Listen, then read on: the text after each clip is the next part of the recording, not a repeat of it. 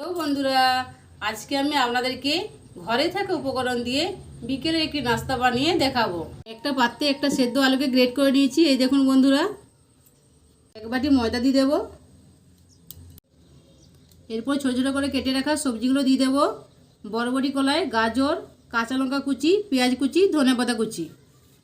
মশলাগুলো দিয়ে দেবো। লঙ্কা গুঁড়ো, জিরে গুঁড়ো, কালো জিরে আর স্বাদমতো নুন। একটা ডিম দিয়ে দেবো।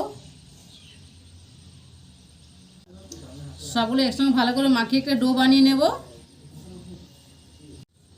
এই দেখুন বন্ধুরা, ডোটা ভালো করে মাখিয়ে নিয়েছি। ডোটা এরপরে একটু বেলে নেব।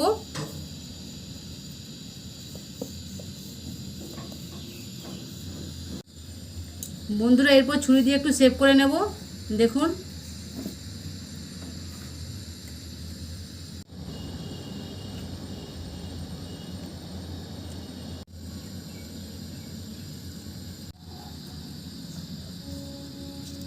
শেপ দেওয়া হয়ে গেছে। এরপর একে একে তুলে নেব।